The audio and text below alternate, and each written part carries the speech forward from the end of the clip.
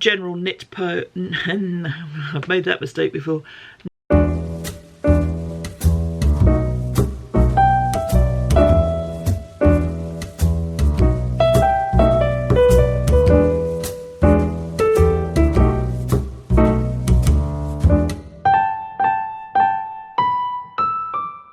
Hello lovelies, welcome to the December 2023 episode of the Not Quite Enough Yarn podcast.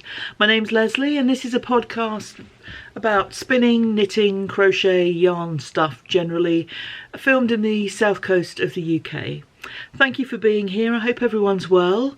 Whether you're here for the first time or the th time, hello, thank you. Great to have you here. Please feel free to comment and give me your thoughts. Always happy to hear from you. The December MAL has been running. It still is. It runs until the end of the month. The idea behind the December MAL was just to give everyone a chance to have a bit of crafting time during one of the busier months of the year. Whether or not you celebrate any of the many festivals going on, it's nice to be able to find a bit of time for the things that bring us calm and peace and joy and all those things. So please add to the Ravelry thread any crafting you've been doing. I will close that thread on the 1st of January and then draw the prizes, so they'll be announced next month. I record throughout the month depending on what I've been doing, what I've been working on, and then put it all together and post it on the last weekend of each month. I also do a vlog every Friday, which is more kind of just life stuff. The odd bit of crafting thrown in. If I've got something finished to show, I'll say, here's my finished object, but details tend to be on this month-end podcast. There is going to be a new make-along starting next year, so I will talk about that later in the podcast. It'll be a long-term one. I'm rather looking forward to it. Should be hopefully interesting. So that's to come. It's called the Not Quite Enough Yarn podcast, despite the fact that I have lots of yarn, because I rarely have enough to make a whole garment out of the same yarn, basically. And what I'm wearing is a case in point. Now this was actually a scrappy project, but the principles apply. So this is based on a Skeindeer pattern, and I think it was pure Fuzz. And this was made from scraps of 4-ply fingering weight yarn, plied together with some fine boucle yarn that I've got in grey, and then knitted. So stripes are my thing. Stripes, blocks, fades, colour work. Any way that I can put more than one yarn together works for me. So thank you again for being here, and see you throughout the month. Cheers. Hello lovelies. I've got two FOs to show you. One is a Christmas gift, the other is Christmas related, and they are for the opposite ends of the body. So I'm going to start off with the silly one.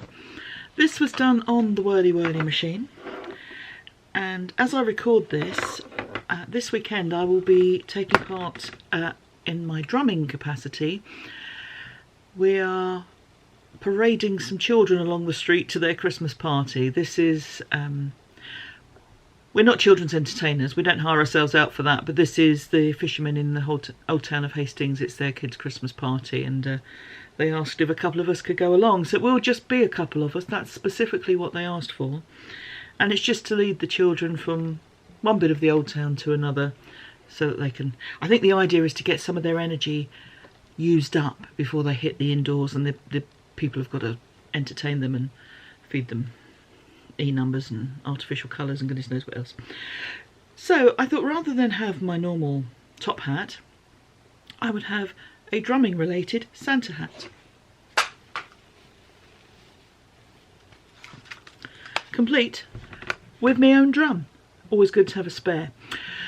So this yarn, most of it is a ball that was kind of in the stash, not sure where I got it from. I can only assume it's one of the kind of bundles of stash that I've been given, and it's Patterns Tapestry. This is too reflective, it's not going to show. I'm guessing this is a discontinued yarn now. It's double knitting weight roughly, acrylic polyester blend, 150 meters per 50 grams, and it has a slight boucle texture to it.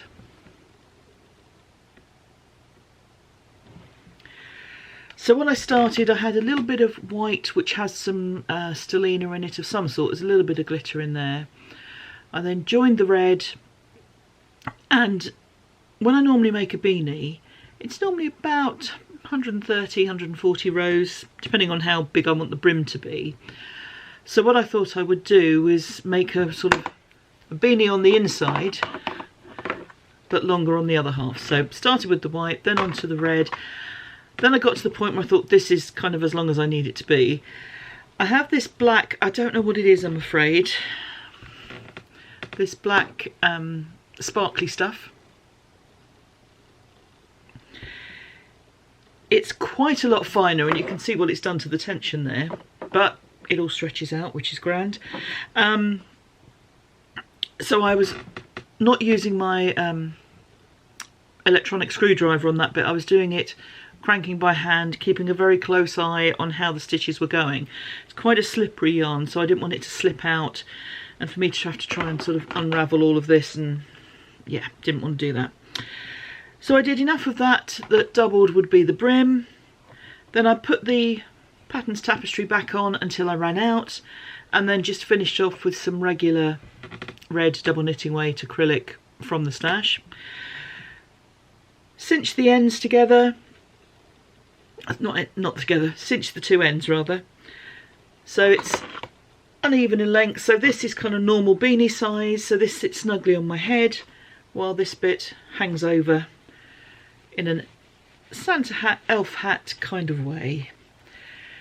So if nothing else, it will keep me warm on Saturday whilst I'm drumming and entertaining small children. Now the two of us doing this, neither of us big on kids, so it'll be interesting, but we'll see how we go.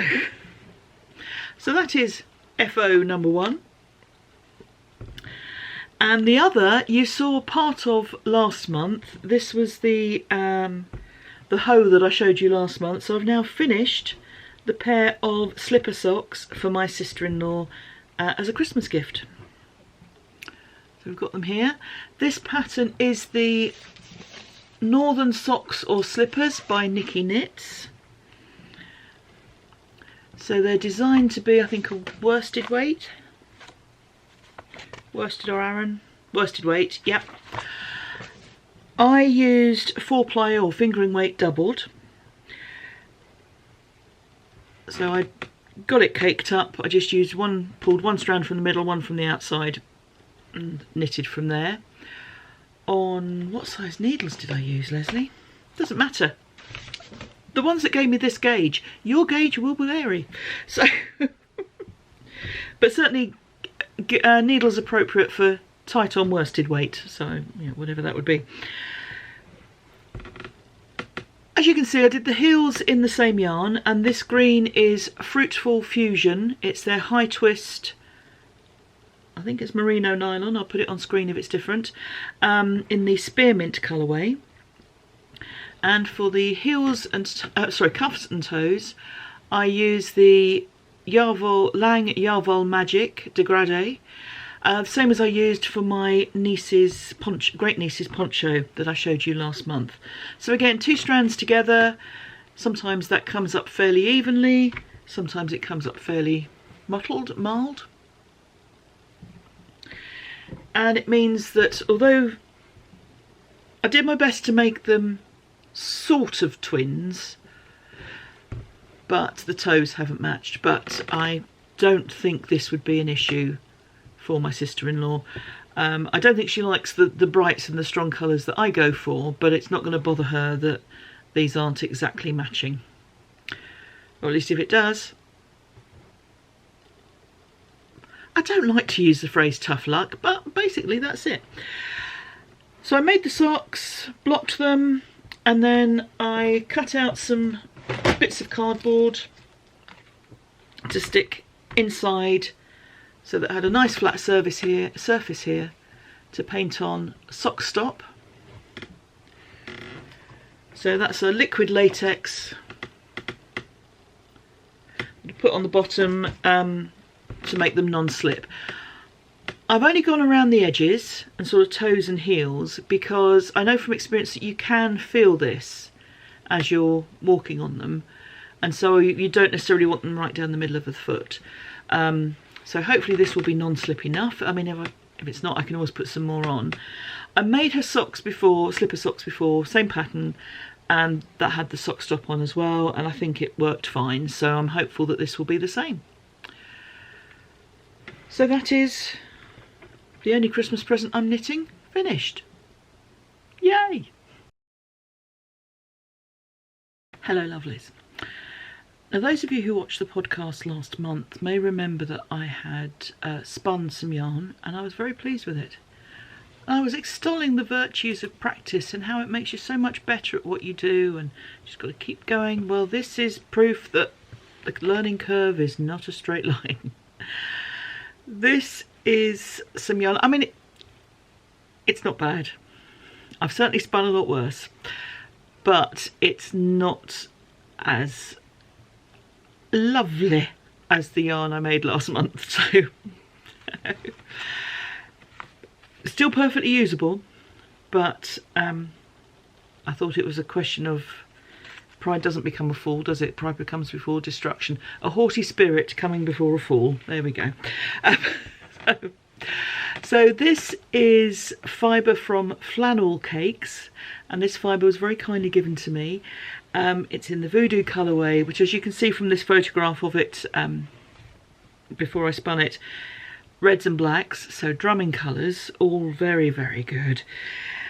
And the fibre is 80% merino, 20% flax, and everything about it felt different. I think it was prepped in a different way because the preparation, all the fibres are in the same direction, like it had been on a blending board or a drum carder.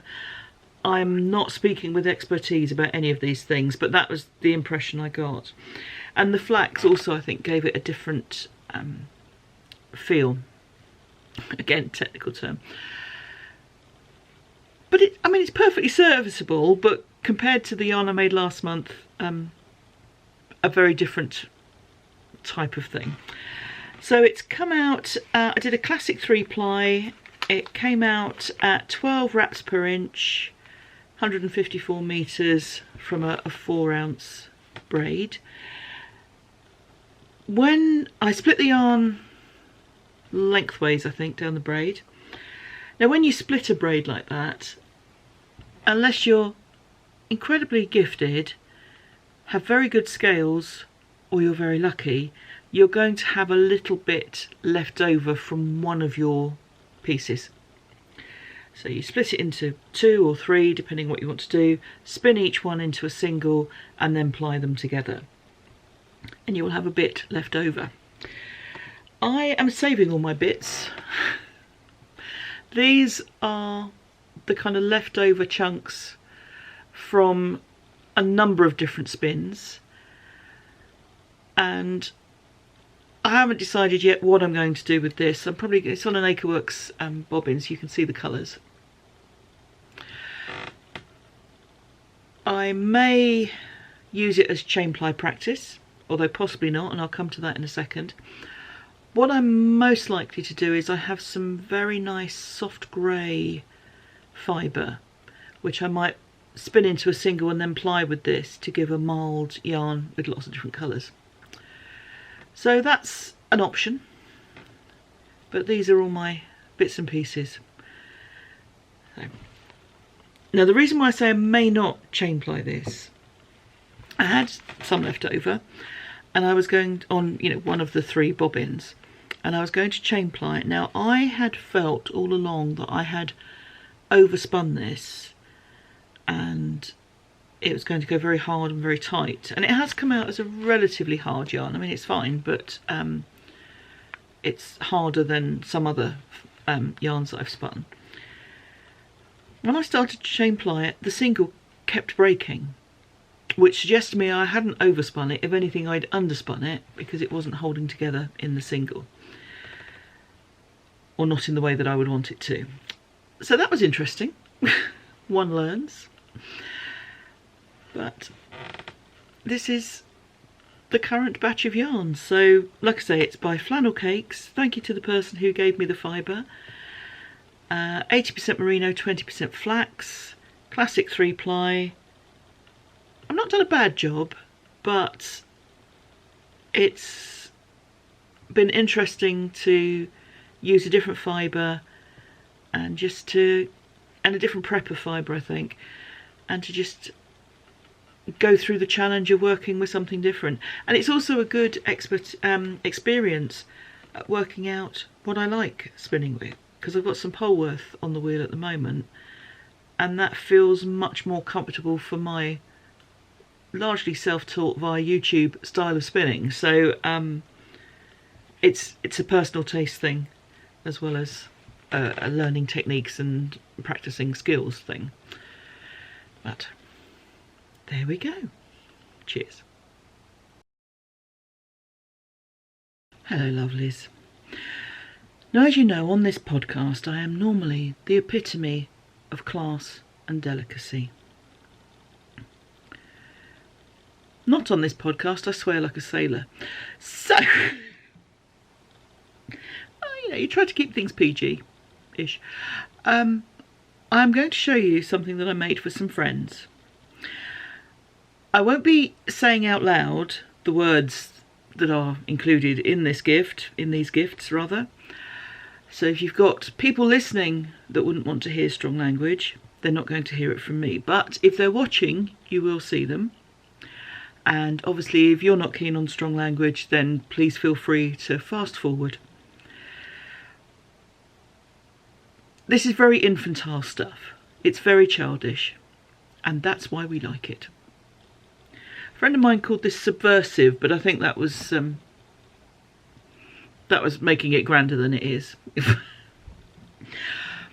This all stemmed from a conversation earlier in the year about a mutual friend, and I think she had one of those cushions that are sequins, and if you brush the sequins that way you get the shiny sequins, and if you brush them the other way something is revealed underneath, usually a picture.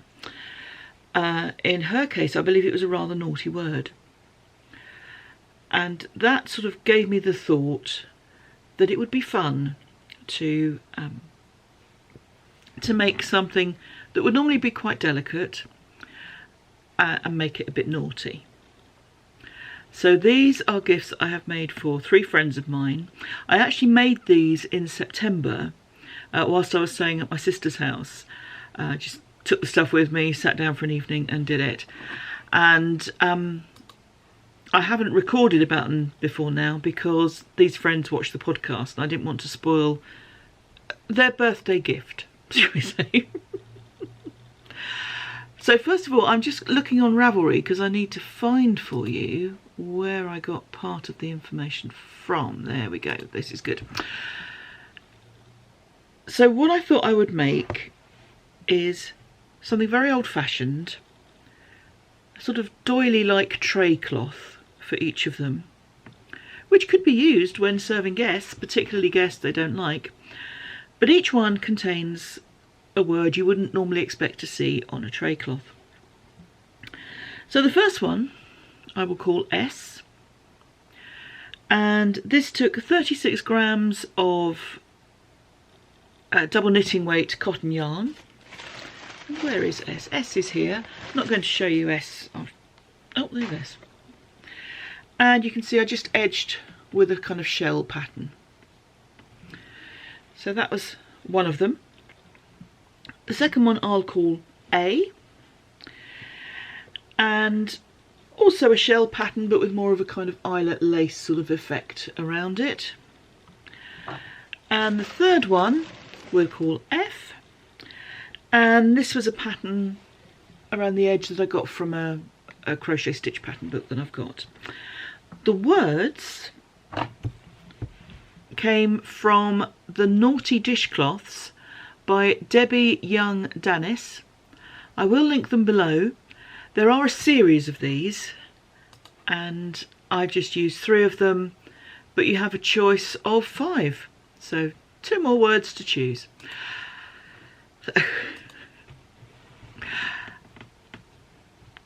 That's probably it really. So I'm sending these off for Christmas with a little note saying you may not want to open these in front of your grandchildren, but you may, depends on the grandchildren.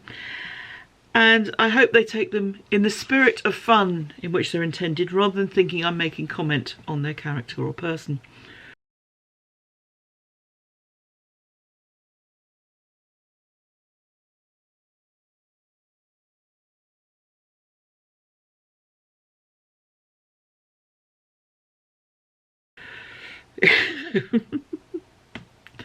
So a bit of silly fun that we like. Okay, I've stopped with the potty mouth. We can go back to being delicate and grown up now. Hello lovelies. I'm going to go through the yarn that I have very gratefully received over December and Christmas and other craft related things. I had 2 advents and they were both a surprise in their way. One was a fantastic gift from Barb, which I think I mentioned on last month's podcast, so thank you Barb. I will show you the sweater. I'm recording this bit on Friday. I'll show you the sweater tomorrow and we can see how far I've got with it. I'm kind of nearly there, but it won't be finished in time for the podcast. But in addition to the advents, the 20 grams a day advent, Barb also put in this gorgeous, lovely, soft, very pretty skein for Christmas Day. So this is by Knit Picks. This is the Sock Labs Surefoot sock yarn, Cupid hand painted, and it is very, very soft. What's the construction? It is 40% superwash wool, 40% kid mohair, 20% polyamide, and my goodness, it is soft. It is absolutely lovely. So thank you so much, Barb. I have enjoyed opening the advent. I've enjoyed creating the project, the sweater, and this is absolutely the icing on the cake. So you are incredibly kind and I am very appreciative, so thank you. Goodness. Now the other advent, Megan in New Zealand, she's on the Zoom call that's hosted by Barbara of Flame and Fibre and Valerie of A Visit with Nana and Papa, and she does an advent swap with Barbara every year, and she was talking about confectionery, and Barbara does the keto diet, so doesn't eat confectionery. So I said, well, I'll do a confectionery swap with you. So that's what we did, and we did that as an advent. What I hadn't realised is that Megan had also included a thing of yarn for each day. So I have these wonderful minis, and she did say that some of them were 10 grams and some of them were 20. So these are the 10s, and you can see what an amazing colour selection we have here. And these are the 20s. Now Megan dyes yarn, so these are her hand dyed. We've got a mixture of bases. Some of these are 75-25 merino nylon.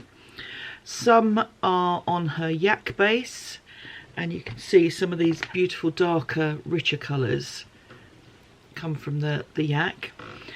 And there are also some stellina bases, so quite a few sparkly ones in there. The sparkle isn't showing up, but there's stellina in these. And I had initially thought about doing a colourwork project, perhaps a cowl, the sort that you knit as a tube and then join the ends together.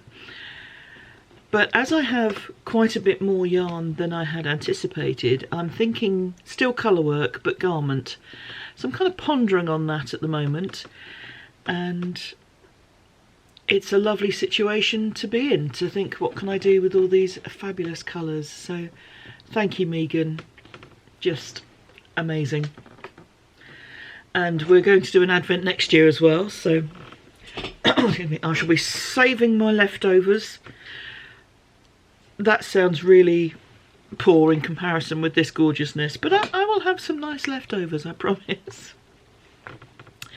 Now, himself got me 2 yarns for Christmas. We kept things low-key this year, and he got me 2 yarns. He also got me an experience present, which I will talk about when I do, but basically it's meeting alpacas.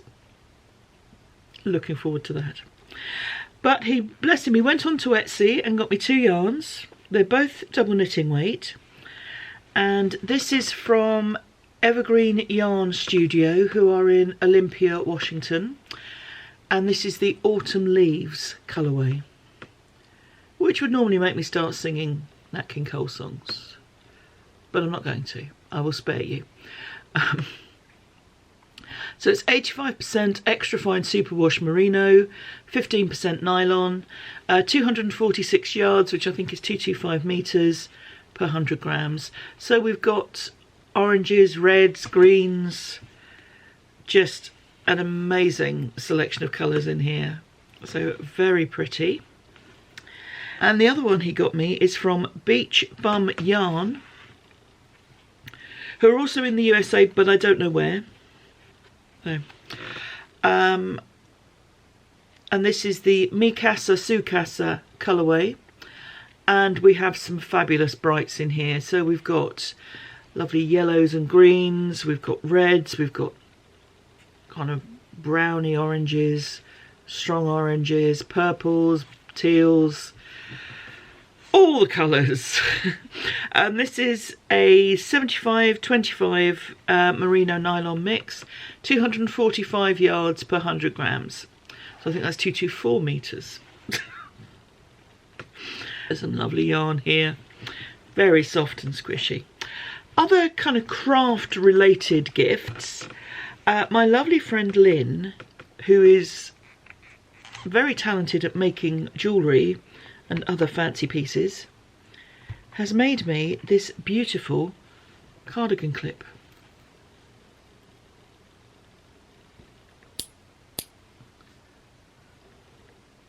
Or shawl clip.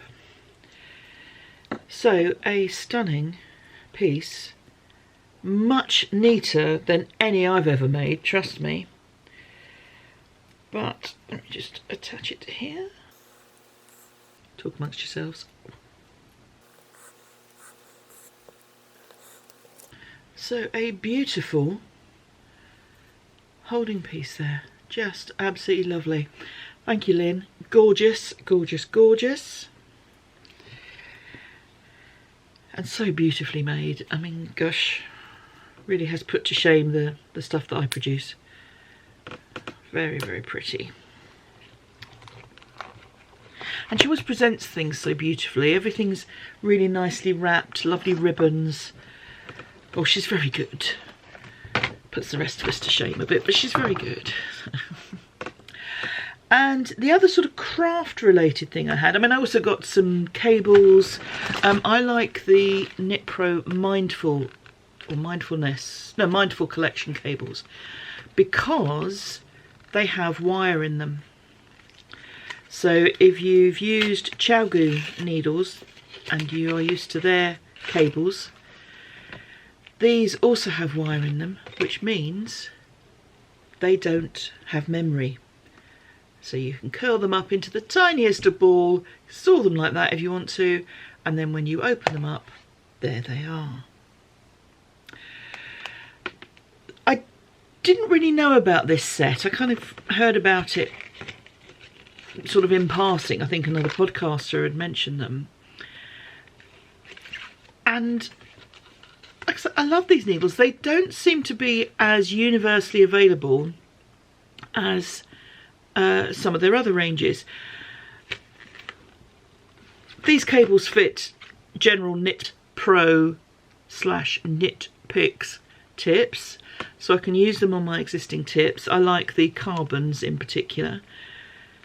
And like I say, I love these cables because they don't kink and curl up and you don't end up fighting them. So I've got 3 different lengths of these.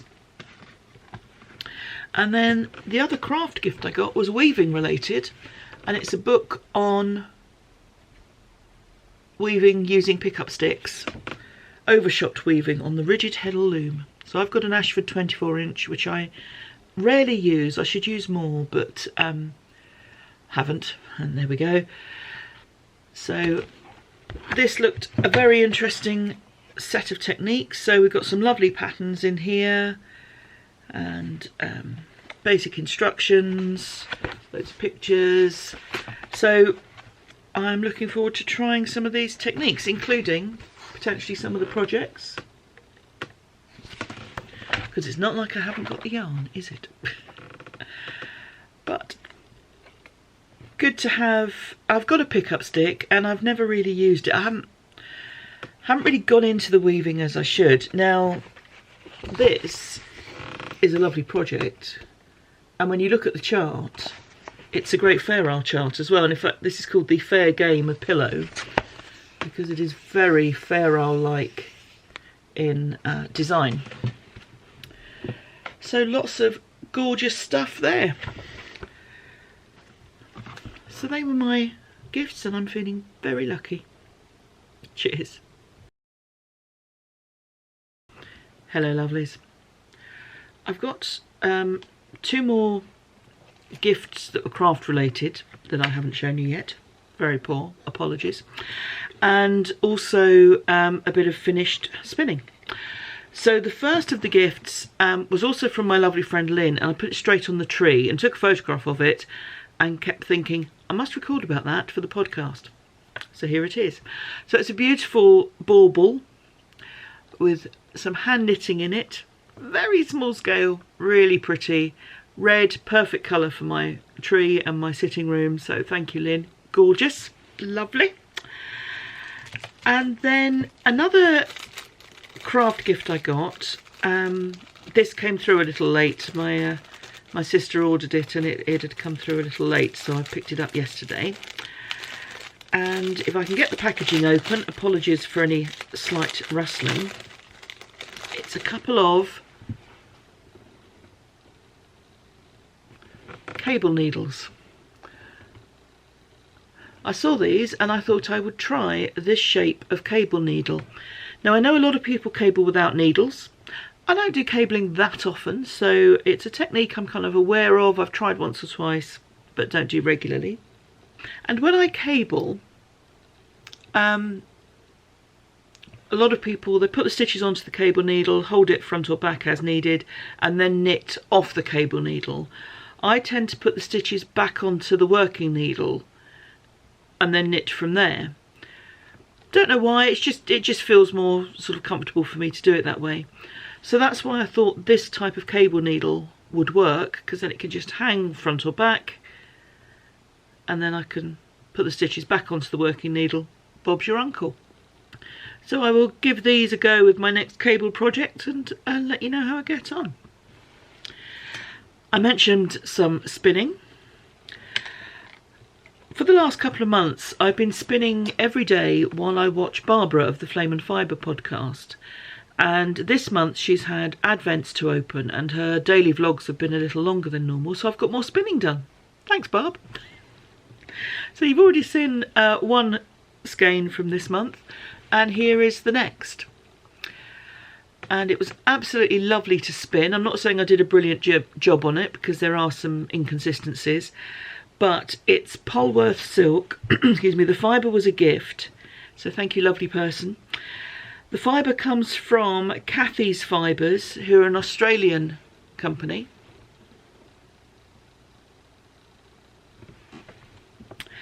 And it's 70/30 Wiranada, Polworth and silk. And it was an absolute joy to draft and to spin. The colours, as you can see, are fabulous. Unusually for me, I do have a copy of the photograph of the braid before I did anything with it. I don't normally do that, so here we go. So you can see great colours. The colourway is called Stained Glass. And with all fibre, excuse me, you have a decision how and if you split it, because you might just want to go through the whole thing and have very long colours. And my battery needs changing, so I shall be back in just a moment. Seamless. You can split, you know, you don't have to split it at all. You can just draft it and spin all in one go, or you can split it down the length of the braid so that you then have the same colours to spin and perhaps join together. I decided to try something different and to split it just into 3. It's not that different, but it's not something I normally do. So I just, using my scales, split the braid into 3, just took a third of it, pulled it, took a third of it, pulled it, and had the 3 that way to make a classic 3-ply. And I was a little concerned, having in the past spun mud, where I've not treated the colours with the due respect. I was a little concerned I was going to lose the glorious colours in this braid, but I'm happy with how they've come out. And there is a bit of colour change in there. So you can see we've got predominantly green here, we've got more into reds and pinks here. So I will be interested to see how this works up. I have half a mind, but that you knew, I have half a mind of a project that it may go into. It's come out at roughly a double knitting weight, and I have a double knitting project in the pipeline which this could possibly go into, so I'm thinking on that. Thinking is not a quick process, as we know. But that's my latest handspun. Hello lovelies. I was saying about the fabulous advents that I received, and progress is coming along well with this one. I would like to have got it finished. It's not going to happen, but there's a lot done.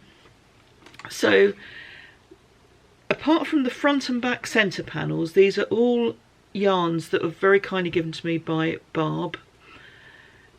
Thank you, Barb. Not Flame and Fibre Barb, different Barb. I like people called Barb. I like people. Anyway. So she, completely out of the blue, sent me this fabulous box of yarns. And so I decided to make a Recalibrate, which is a design by Shayna Lines. Everything will be linked below. And the pattern is often done in quite narrow stripes. I decided to go with blocks of colour, and each block is one of the minis that Barb very kindly gave me. I've separated them all with just a ridge. This is worked in garter stitch, so you kind of work in ridges. So just with a ridge of plain neutral cream undyed looking yarn, just to give a little bit of a break between each colour, but also because you've got those throughout the sweater, they kind of pull everything together.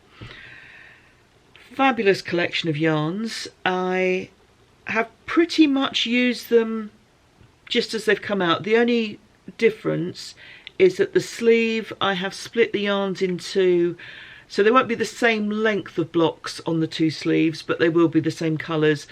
Because I had these sort of narrow stripes, not narrow stripes, but because I had these sort of narrow blocks going along, I would then have ended up, because of the row length, with just a sleeve all in one colour, which seemed a bit out of keeping with the rest of the sweater. So let me show you where I am so far. So as you can see, we have a fabulous selection of colours in here. Some bright, some pastels, some more solid than others. Just an amazing collection of yarns. So Barb, thank you. I've so enjoyed doing this. It's been great fun to see what comes out of the little bag each day and to put it into the sweater. So as you can see, I've got one sleeve done, I'm on the second sleeve, and then I've got to do the neckband and whatever I decide to do for the base. So I think the original just has all the stitches picked up and then a few rows. I'm going to try it on, see how long it is, see how much more length I would like. I have a bit of yarn to play with. Realistically, I could have used the Advent yarns for these panels as well, the front and back panels as well, that would have worked. But this may give me the opportunity to make it a bit longer, so we shall see what I've got once I've done the sleeve, once I've done the neckband, and then see what I have left to play with and what I want. I don't necessarily want it down to my knees, although halfway down my thighs might be a nice length, because that's how I wear a lot of my sweaters. So yeah, a fabulous selection of yarns. There are some indie hand dyed, there are some commercial yarns, there are all sorts of things in here, different mixes. I've got some 100% merino, got some wool nylon sock yarn, got some with luxurious fibres in, bit of cashmere, that kind of thing. So just an amazing selection of colourful yarns, and I'm really pleased with how this is turning out. I will go through it all in a lot more detail next month when it's finished, but the bit I'm going to talk about next fits in nicely with next year's make along. So I have modified the pattern slightly. I'm a bigger body. I'm not a bigger body. I have a bigger body. I am a body. I have no brain. That's been said before. However, I have a bigger body and a fuller chest. And I was looking at other projects, other recalibrate projects, and some of the people who also have fuller breasts, the stripes down the front tend to go kind of that way slightly, which accentuates the breasts, which may be what they want. Personally, that doesn't really work for me. So I thought, well, how can I make this sweater without that kind of stretching around the boobage?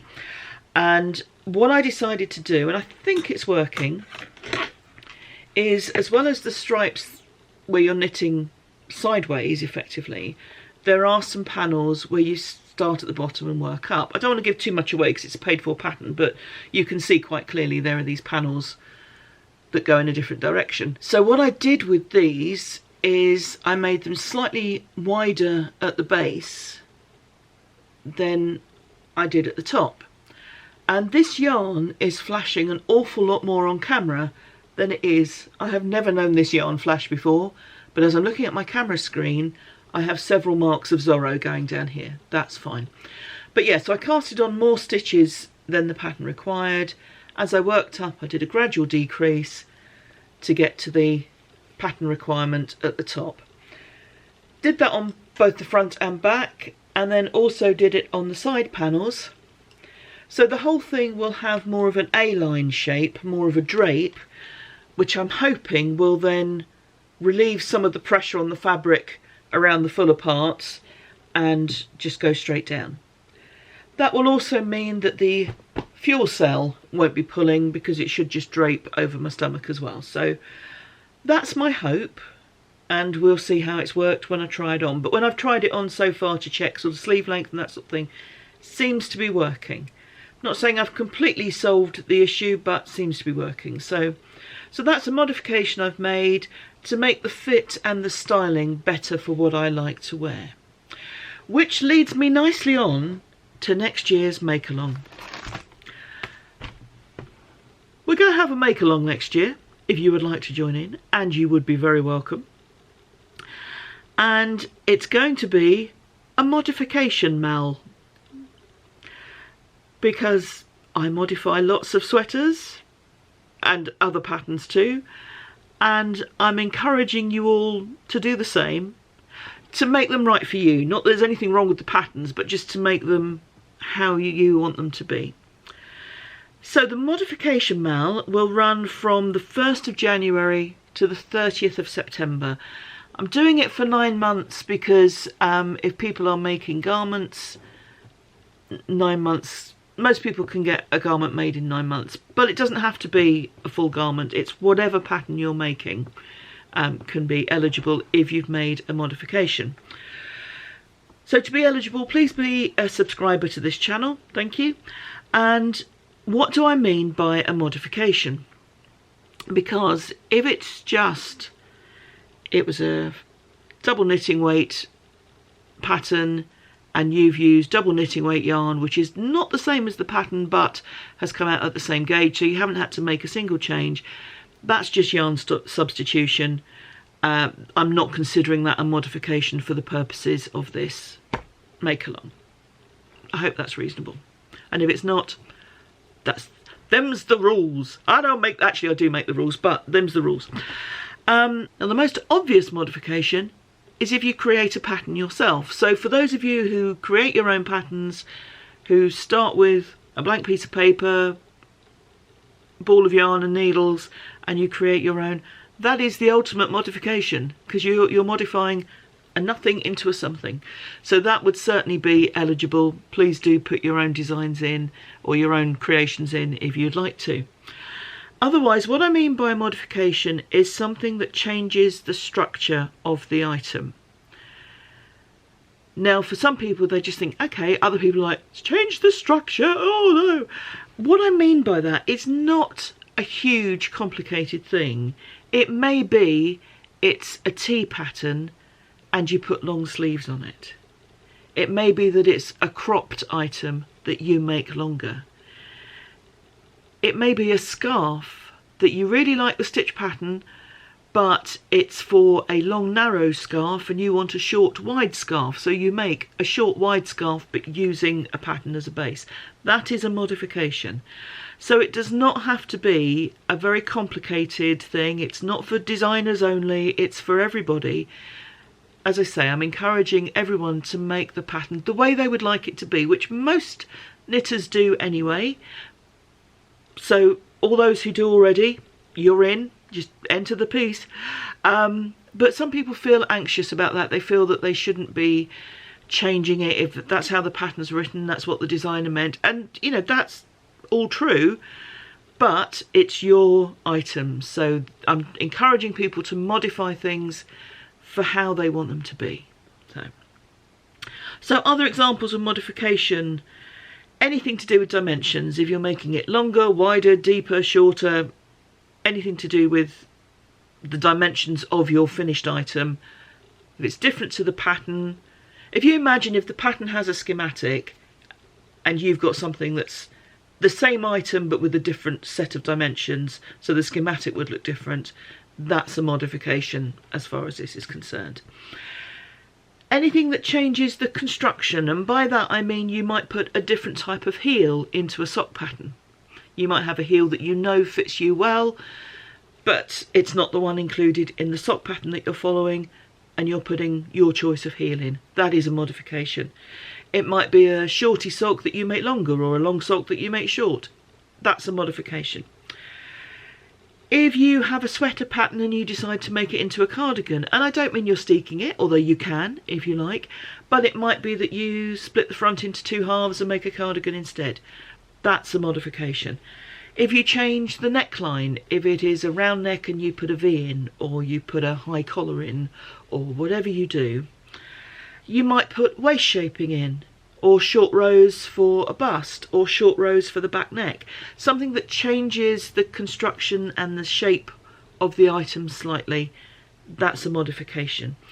Or it might be something you put in that will change your gauge that you then have to compensate for. And I'm thinking in terms of cables, where they tend to pull the fabric in, so you have to add in a few more stitches to give you the same overall width.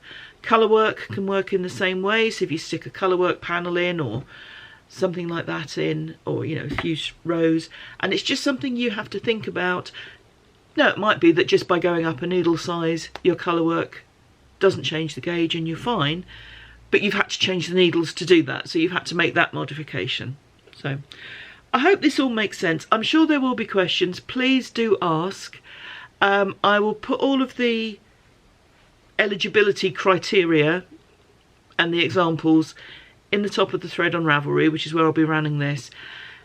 I will update that if questions come up that I haven't thought of already, and I will keep that up to date. So hopefully everyone will know what the eligibility criteria are. All forms of knitting and crochet are included in the MALs, so Tunisian crochet, regular crochet, machine knitting, circular machine knitting, knitting with 2 needles, knitting with 4 needles, knitting with 5 needles, however it works for you.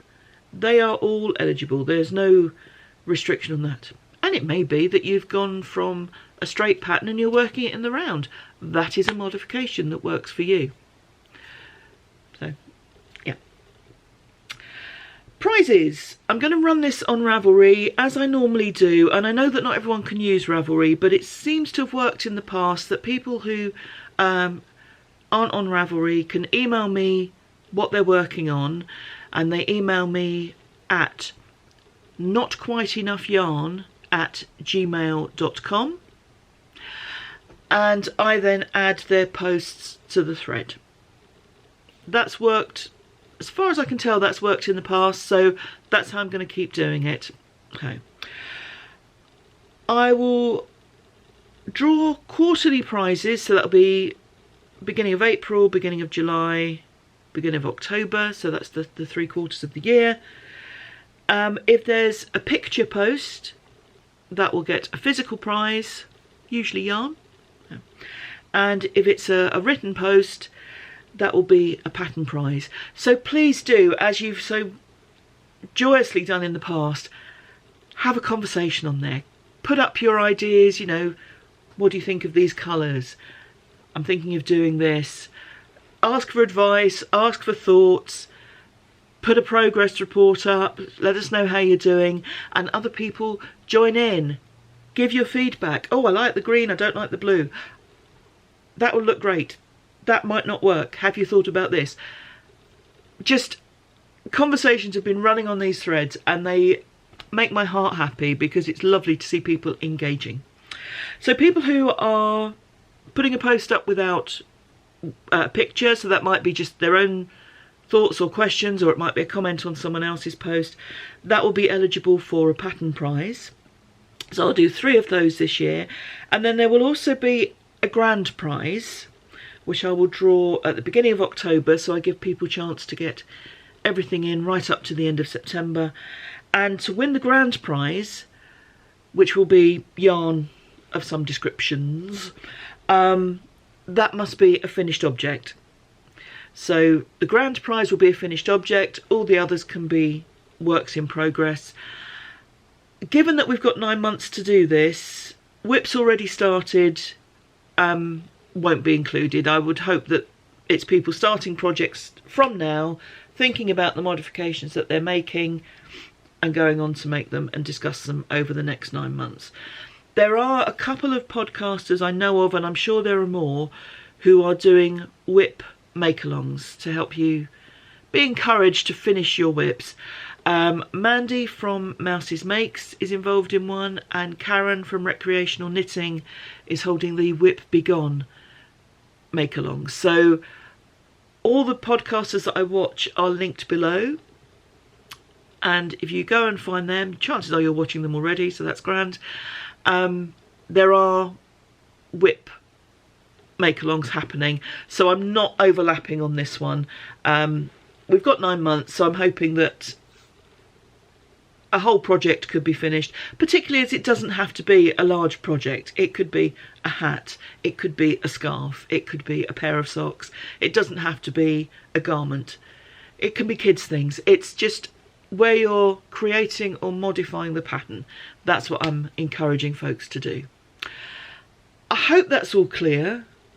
I hope I've answered all the questions, but like I say, if I haven't, please let me know and I will keep the notes updated in the Ravelry thread. Or you can always email me, notquiteenoughYarn@gmail.com, or put a question on here and I will answer it. So I hope that's interesting. I hope that's something that people are keen to do, keen to take part in. As I say, I know a lot of people modify their patterns already, so it's just an opportunity to win a prize from something you'd already be making. And my usual rule applies in that if there is another make-along going on that your project is eligible to join, if it's okay with them, it's okay with me. So I know during the summer there are sock make-alongs, there are short sleeve garment make-alongs. If it's Karen is also having a stash begone make-along, so if you're using up stash and modifying a pattern, by all means double dip as far as I'm concerned. But I hope that's interesting. I hope that's something that will be fun. I'm looking forward to it, and I hope you are too. Talking of whips, I have a new bit of furniture in this room, and I'm piling up all my whips and needle adjacent projects on it. So I'm going to go and get those all together, make myself a cup of tea, and then I'll talk you through them. And while I'm making that cup of tea, you have an opportunity to look at the FOs from this year. Here they come.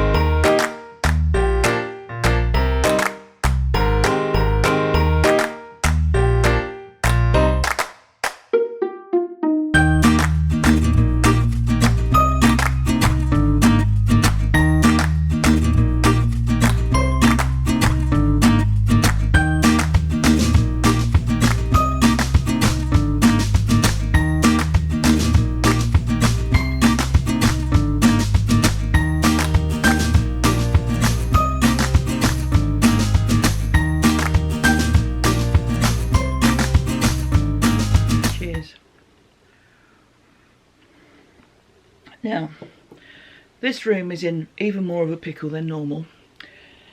I am going to tackle this while this video is rendering and uploading and doing all the things. So, here we go. I have a lot of works in progress. In fact, I have so many works in progress. There was one I had forgotten I had. There are two more to the ones I'm going to show you.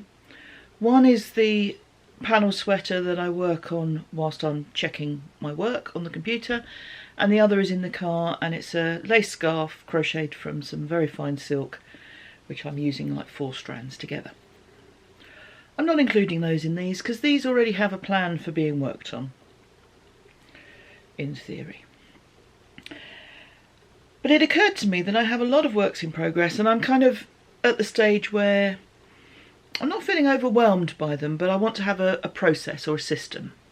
So when I get like this, I have a rota. I have a piece of paper, I have the items listed, and I work on them in turn. So the next time I sit down to do some knitting, I take the next project on the list. And the idea is that I keep it in rotation. I don't have anything that's sitting there for a long time, so that when I pick it up, I have no idea what I'm doing with it, because it'll only be last week that I was working on it, and, you know, I'll keep things fresh in my head. That's the hope and the plan. Until I realised how many works in progress and projects that I want to do that I have. Now, I was given a table. It's the sort of table that a knitting machine sits on, which means it's about 4 foot long and 1 foot wide. Eventually, this will be great for setting up swift, ball winder, perfect. At the moment I have more whips than I can fit on this. So I'm going to go through them. They're at various stages of completion, quite a few not started yet, but I kind of want to bring a few things, I want to bring a few things into rotation so that I can keep working on stuff and not get stale. It's my excuse and I'm sticking to it. So, let's start. The first one is a magpie tendency. So not the first one I've made of this, actually the fourth, but what I'm doing with this, talking of modifying patterns, is I'm making this into a cardigan rather than a sweater. So I am partway down the sleeves. I've got to the point where the sleeves and body, the neck's armholes rather and body are joined. The top and the bottom bit, I'm losing words. I have 2 balls of the same yarn, and this is Naco Mohair Special Romantic Jacquard. I've also got in my stash 2 balls of by I think James C. Brett, but it could be King Cole. Very similar. Mohair, lightweight, acrylic. So I might be doing something similar with those. But these had been in my stash longer, so I was doing these first. Because they're 2 different colours, although they have much in common, that's why I've done half the sleeves, so I'm doing half in the first ball, half in the second ball. And I hope to get back to this. I was working on this sort of fairly exclusively before my Advent project, and then I just put this to one side. So that I'm going to pick up and hopefully crack on. It's a fairly quick knit, finish yarn, largest needles, so it works up pretty quickly.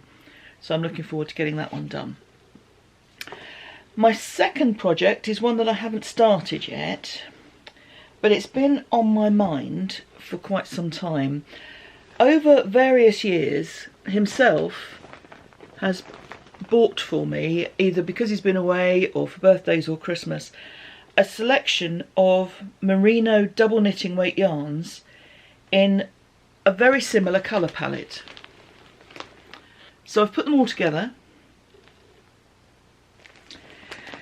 and this is the one that I'm possibly going to add my hand spun to, but I think it's a little too out of kilter. I think it will jar. But I am going to make the Ebby cardigan, and I can't remember who the designer is, so I'll put a picture in here along with the designer's name. And that's going to be work in progress number 2. These are all once I finish the Advent sweater. I want to finish that first and then I'll crack on with these. Then we are back on to mittens. Now, viewers who've been here a little while will know that about this time last year my father had an accident which meant that he broke a vertebrae and bent his spinal cord. He then had 8.5 months in various hospitals having surgery and rehab and all of that. He's back home, he's at home with carers, living independently with a bit of help. Yay, could have been infinitely worse. But one of the side effects of all that's happened is he ends up with very cold hands. It's almost like a neuropathy type of thing. And his fingers feel very cold. So I made him some mittens, and I had this grey cone of yarn. It's some acrylic. My thought process was, particularly at that time, he had very unsteady hands, and I thought he's going to be forever spilling drinks down, if he's got a mug of coffee or something, he's going to spill that. So I thought something machine washable would be a good idea. So I made him a pair of mugs with this grey, a pair of mittens with this grey yarn, and this is Bramwell 4-ply, 100% acrylic. And also I knew that they would kind of probably stretch out a bit because they're acrylic, that tends to kind of grow. But I thought, let's get these made, see how he gets on with them, and then we can work out what he needs for a better next pair. So I made these, he was happy with them, so I said, great. I said, what about a slightly longer cuff? He said, yes, because these were coming off. He even wears his mittens in bed, because his hands get cold. So he found that these were sometimes coming off at night. So I said, right, well, longer cuff, and if I make them out of wool, then they will hold the heat better, they'll have more elasticity. Put them with a longer cuff, that will be fine. So I got some superwash, I found some superwash 4-ply weight yarn, made him a pair of gloves. Now they're too tight, don't like them as much. I'd already put a bit of elastic in the grey mittens that I'd made, just not to hold them tight, but just to kind of hold them in place. I said, do you want another grey pair, Dad? Yes, please. So I'm going to make another pair of mittens out of this not very nice acrylic. I'm not anti-acrylic, everything has its place, but this is quite sort of rough and squeaky acrylic. This isn't nice, soft, squishy acrylic. But it's what he wants, so I'll make another pair of mittens out of these. I will put some elastic in the cuff to hold it in place, and hopefully that will be meeting his needs. And then what I'm going to do with the wool ones that I made, he could do with a pair with a better grip. So the wool ones, I'm going to take them back and I'm going to put sock stop on them, so that when he's using his walking frame, he's got decent grip on it, but he's still keeping his hands warm. So they will be used. And I mean, he has been using them. He was using them when he came here just before Christmas. But he would prefer another pair out of these. So that we can do. And that is the Grey Parade mittens, which is a drops pattern. The initial pattern is made in garter stitch. I made it in stocking stitch. I chose that because I wanted to knit flat. I don't mind seaming, and I just find it sometimes easier with small circumference things. I'd rather do flat and sew a seam up. That's quicker for me than magic looping. I don't get on with 9-inch circulars. I don't get on with double pointed needles. So I will magic loop for things, but sometimes it's as easy to just work flat. I'm happy to purl and sew a seam up. That's my modification to suit my knitting. Do you see where we're going with this?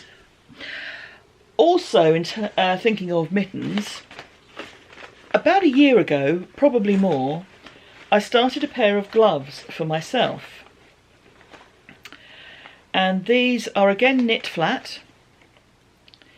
And these will be gloves for burials. For those who don't know, I conduct funerals, in case you think that's a really weird obsession. And this is as far as I've got, so not very far. The yarn is fabulous. I wish I could remember what it was. I'm sure I have a ball band somewhere. The pattern is my own. It's a pattern that I published a long time ago. And the idea is that you have full fingers for these three, and the forefinger and thumb are like long fingerless gloves, so that you can still work your phone, turn pages. You still have a bit of friction on these two bits. It's a good job I do my own thumbnail, otherwise it would be this. So I know this yarn is called Merlin, but I can't remember who it's by. Black Elephant, of course.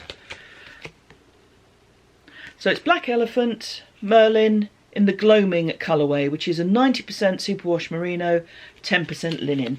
It's a fabulous yarn. I like it very much. I like the colouring in it.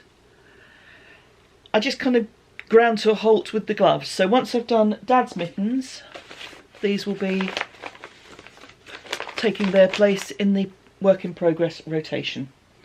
And that is in a Delaque bag, which says, shh, I'm counting. There is a theme here. And that was a very kind gift, so thank you, kind person. So was this. That was from himself. Thank you, himself. The next project will be the Advent sweater. I knew that would happen. There's too much stuff here. So I need to do a swatch, and then once I've done a swatch, I will then work out which pattern I'm using. My thought process is to do a all-over colourwork sweater. I know, who am I? Using stitch patterns from the Alternate Stitch Dictionary. So I'll find a pattern which gauge a cardigan probably for a gauge which I get, and then just tuck in the stitch patterns to suit. So that will be using these lovely advents from Megan. My next project, I've got a lot of 4-ply stuff going on here. I'm going to need to make sure I get some big needles. Big needle projects for other things. My other project is something I started a while ago. It was one of these, I saw these patterns and absolutely loved it. And it is an Afghan pattern in 4-ply, because obviously I am very strange. That's as far as I've got, so we haven't exactly progressed very far on this one, but it is the Domino Stargan. I think that's what it's called. Yes. Again, I'll put a picture here and the designer details, and everything will be linked below. But I just saw it and loved it, so I thought, well, my 4-ply leftovers, some will be going for advent swaps, perhaps. But some will be going in here. And what's left will be going to a magic ball to make another sweater like this one. Nothing gets wasted in this house, I hope. So, yep, so I've got that Afghan pattern. My next project is the paper yarn that I got as my Secret Santa from Knit Night. So this is Rah Rah Raffia by Wool and the Gang. Got 2 cones, cakes. They're not on a cone, I don't know what to call them. They're not a ball. 2 cylinders of this yarn. And it did come with a pattern for a kind of shoulder bag. I am going to make a project bag out of this. And one of the project bags that I use the most, this was something I got at the local WI fair. And it's just a square box with handles. And I think I'm going to make something very similar, crocheting with this. So that will be another project. It will be a little bit like this bucket bag that I made from t-shirt yarn, but proportioned slightly differently. That's the theory. My next list of things will be a couple of alterations. I've got 2 sweaters here to alter. Now this one I originally made for myself. It was a collection of alpaca yarns, and as you can see I worked it sideways. I haven't worn it for ages. I find it too warm to wear. It's quite a dense gauge for alpaca for me. So I offered it to my sister, who liked it, but she's now come back and said, oh, it's a bit big, can you make it smaller? Well, there's actually 2 sweaters I gave her, and she asked for them both to be made a bit smaller, and I said of the other one no, because I would have to take it apart and completely reknit it. So that's not happening. But this one, it was worked sideways, and I added in, when I first made it, it was a bit narrow, and so I added in sort of side panels, gussets at the side. So I think I will be able to take those out and just seam up the smaller, you know, take that gusset out and then seam up. The other thing is she found the neck a bit wide and loose for her, so I'll take that neckband off, which was just a garter stitch with kind of ridges of shape which have felted a bit, and put a deeper neckband in with a ribbing so that that pulls in neatly. I don't know if this is going to work or not. I can hope so. My concern is that because it has partially felted, it's going to be difficult to kind of get the bits off that I want, but we'll see. I mean, that's all we can do. So that's the first one. The second one was one I made last year but I've never worn, and this was the Crochet Boxy, which I've just never worn, and I think it's because I made it short sleeved. I ran out of yarn at this stage, so that worked, but I don't wear it, and I think it's too hot for a short sleeved garment for me. At the base of this I had some plain brown, so I'm going to put some plain brown sleeves on it and see how I get on. What I might do is unpick the few rows I've got here and kind of work them in, sort of fade them in. But the sleeves will be predominantly plain brown, so that's another alteration. And that will then put that back in the usable rotation. So, next project, I'm going to have to stop for a sip of tea, excuse me. Yep, the next one is a Christmas project, because it's very easy to think, oh, we've got loads of time, and actually by the time you get around to doing Christmas things, the panic sets in because you start knocking up against deadlines. So I thought, if I do this now, or, you know, as part of this early part of the year stuff, it'll all be good. So I'm going to make some Christmas stockings. They're crocheted, they're made up of hexagons. I've seen a few different patterns. I'll show you them as I go along. So, the next project, I've got a couple of shawls that I've kind of put kits together for, and one I'd almost started. Of course, they were right by my side. So the first is the, now I'm not sure if this is pronounced Leisning or Leisning shawl by Skeindeer. That's a Faroese style shawl. And I have some green mixes, greens and blues and teals rather, to go into that. So I thought that would make a good combination. This was in a bag that was made for me. Thank you, lovely person. The other one has been started, but only just. I have long been intrigued by the idea of a pie shawl or a half pie shawl. So this is the pattern sort of popularised by Elizabeth Zimmerman, where you increase in stages. And I like working my shawls from the bottom up so that the rows get shorter as we go along. So what I thought I would do is a half pie in reverse. And so I started making a lace edging for it. This is as far as I've got, folks. Which I would then pick up the stitches and then work up to the top of the shawl. And my idea is that this is going to be a sunset. So this colour is by the Urban Pearl, and it's called Waterloo Sunset.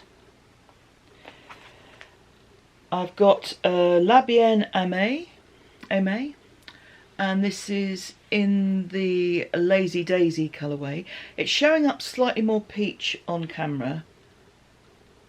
This was kind of in reserve, I'm not sure if I need it. This is a definite, which is wool and more lace weight, which I will then use double because the rest of the stuff is 4-ply weight. And it is called Sunset. And then Undercover Otter. And this is, I think Singularity is the base, and it's called Failsafe. And it's 100% superwash merino. So that reads sunset to me, or sunrise, you know. But I haven't got very far with the shawl. In fact, I don't even know where the pattern is that I got that lace border from. I think it's downstairs. I'm hoping so. Otherwise I'm going to have to try and find it again, or find another lace border. Oh gosh, if I were only organised. Not much longer to go, chaps. Crochet blankets with novelty yarn. Because I get given other people's stashes, there is inevitably a bit of novelty yarn in it. And sometimes that can be used, and sometimes it needs to just kind of live with itself for a while. So I have got here, and this is the project that I'd forgotten that I'd started. So this is a granny square made with some mohair of some description. I don't have a label. So I've got some of this pink to go, and then I've got a multicoloured one that will go around the outside. That's a work on when you've nothing else to work on. I've also got here some eyelash. which will also be in a blanket of some description. Now these blankets, what will happen with them, if they are suitable for babies, they will go to babies. If they are suitable for cats, they will go to the cat's home. They could go to the charity shop and hopefully someone will find a use for them. They could go to the dog shelter. You know, it's just a way of not wasting good yarn, just novelty yarn. This isn't so much novelty, but it's something that would be hard to put other yarns with, I think. This is Hayfield Hawaii, which is 50% nylon, 50% acrylic. Feels sort of cottony. And I am going to make the 8-point round ripple baby blanket with that one. Is that crocheted? Yes, it is. So these are all crocheted blankets, just to kind of keep things chugging along. What's in here? Here I have some brown tinsely sort of yarn and some yellow soft chenille type yarn. So that will look like chocolate and custard. And this one, no, I've already looked at that one. Oh, that's it then, that's good. So there will be a collection of novelty blankets in my future. The last project, yes, it's the last one, be thankful. When I was clearing the table after entertaining at Christmas, it occurred to me that we have a lot of placemats and I don't like many of them. I thought I could do something about that. Then for Christmas, we received some placemats, but I do like them. They got cute little bunnies on them, very sweet. So we will be keeping those.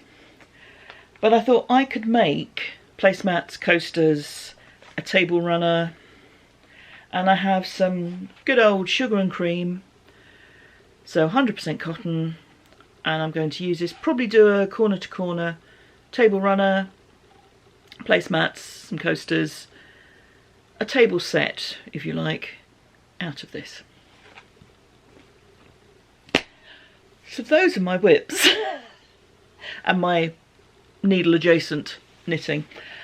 And yes, there are a lot. We're probably talking about possibly, maybe this will take the whole year. Who knows? But I feel I have a plan now and I feel I have a structure, which helps. So that I've rattled on for far too long, and I'm just looking at the clock on my camera. I forgot I'd stopped it when I couldn't find something that turned out to be right next to me. But that is it for this year. Wow. And the plans for next year. So I just would like to say a huge thank you to all of you for watching, for liking, for subscribing, for commenting. I am so grateful that you want to spend your time here. It is an absolute honour to have you here, so thank you so much. This is the beginning of a new year because of the way that we record time. Completely man-made and artificial, but we have to work with it. And so for a lot of people it's kind of New Year's resolution stuff. I don't do that. I've taken some time off, so I've allowed that time to get a bit organised. But these aren't resolutions, these are just getting my ducks in a row. I think one of them just quacked. I wish you all a very happy new year. I wish you all a very happy time, whatever you're doing. If your 2023 was good, great. Hope 2024 is even better. If your 2023 wasn't good, I'm sorry. Hope 2024 is much better. And I just wish you all the very best. Thank you for being here. Happy crafting. Enjoy what you do. I hope you find time to do the things you enjoy. And I'll see you all next week for the vlog and at the end of January for the next podcast. Thanks everyone. Take care. Bye bye.